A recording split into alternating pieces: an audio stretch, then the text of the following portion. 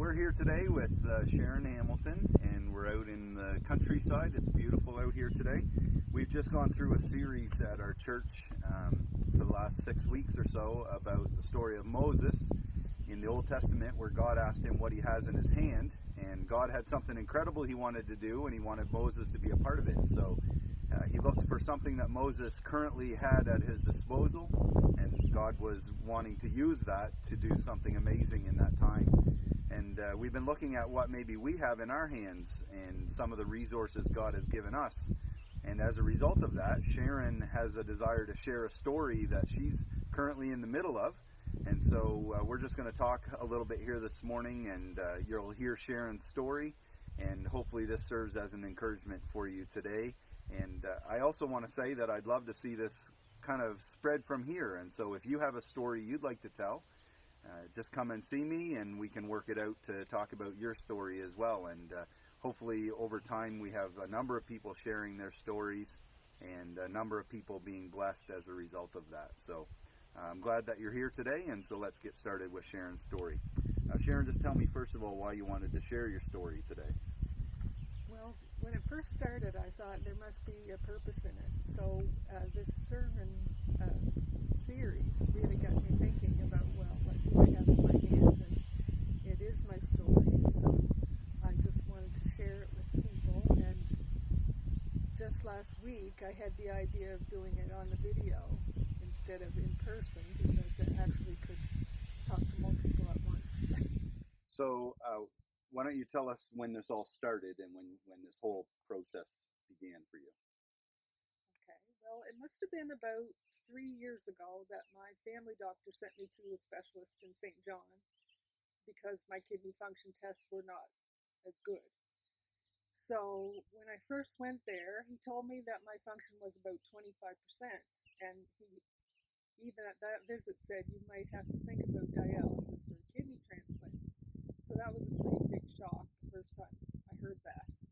And then the next time I went back, probably 6 months later, it was down to 15%. And then it's now down to 11%. So it's sort of leveled off right now. But at less than 12%, you're eligible for transplant. So you had a Bible study that you were a part of sometime in this journey. Tell me about that. Yes. Well, around this time, I got a great big binder that said living with kidney disease and your kidney transplant right on the front of it. And so every time I looked at that, it freaked me out. So I turned it upside down. But then I went and I just prayed about it. And I said, am I supposed to do this transplant? This is a big thing. Or, what do you want me to do, God? And so he said, just go one step at a time. So this Bible study said, there's no point in worrying, and you can change your mindset. Instead of spiraling downwards, turn it over to God, and he'll be in control, and you can trust him to take care of whatever happens. So that was a really good way to stop worrying. Right. So you've had to take a number of tests, and your family has had to take tests. Yeah. Tell us about all of the tests that you've had to take. So the first step was that I had to go through tests to see if I was healthy enough to have a transplant. And so that was about a 6-month process, and I felt like I was glowing in the dark by the end of it because there were so many x-rays and scans and everything. But I was all good. Okay. So then I needed donors. So I had 3 people volunteer to be tested. And as it turned out, we all had the same blood type. So then they did tissue typing, and it turned out that the 2 girls were 5 out of 10 match, but my brother, Charlie, was 10 out of 10 match. What kind of numbers do they like to have? What's a good number to have in order to go through with it? They would be really happy with 7 or 8. Okay, and Charlie was 10 out of 10. Yes. Okay. And so they said that was almost unheard of. Okay. So he's the one who's going to give you one of his kidneys. Yes. Okay. So then he still had to decide if he really wanted to. Right. And he did. So now he's going through all these tests, and he's had even more tests than I did. Okay. And it always seems like they're done, but then, we want one more. And so I think we're getting close, but there's then his file has to be sent to Halifax, which is where we have to go. And then they will decide if and when they'll give us a date. Okay.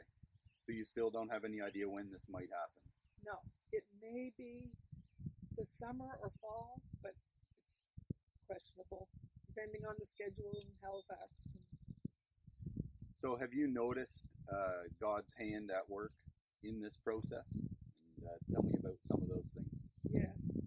One of the things is that how fast you can get tests when you're going through this process. I know most people have to wait for a year, say, to get an echo, and Charlie was able to get one in 2 days. Okay. So it can be rushed along if it's an emergency. And I've been feeling well. I haven't had to face dialysis, and they're hoping that we can get to transplant without going to dialysis. So that's been good. And really, I wouldn't have known that there was anything wrong with me if I didn't have blood work done. Okay. So, yeah, and I was very fortunate to have a donor because most people don't have that option, and I had 3 people that were willing. So. Right. Yeah. Good. So if you could say to anybody who might be watching, this is what I'd like to tell you through this, what would you say to people?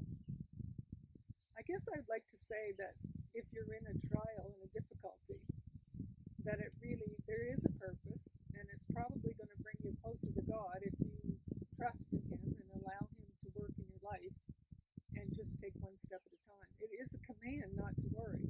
And so I just trust that however things come out, that it's God's will and that's what's going to happen. Right. So maybe even in the future, we'll be able to sit here or somewhere in this kind of a setting and talk about how this journey goes from here on out and how God has worked. Have you found in your own life that you've been able to draw closer to God through this journey so far? Yes. Yeah. I do. I trust Him more. In good times, it's easy not to think about that. Just carry on. But now I think of it a lot. Right, right.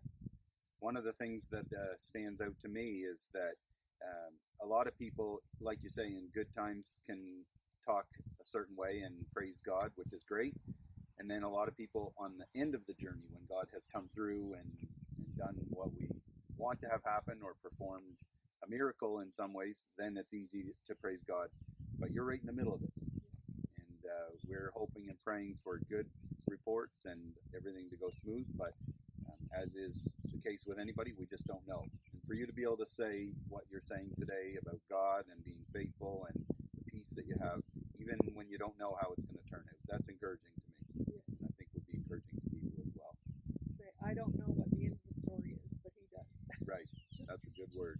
Yeah. Well, thank you for sharing with us today, and thank you for listening, and hopefully this is an encouragement for you. And as I said earlier, if you have a story you'd like to share, come and see me, and we can work it out to get that story out into the hands of other people. Hopefully you have a great day and a great weekend as you worship together. God bless.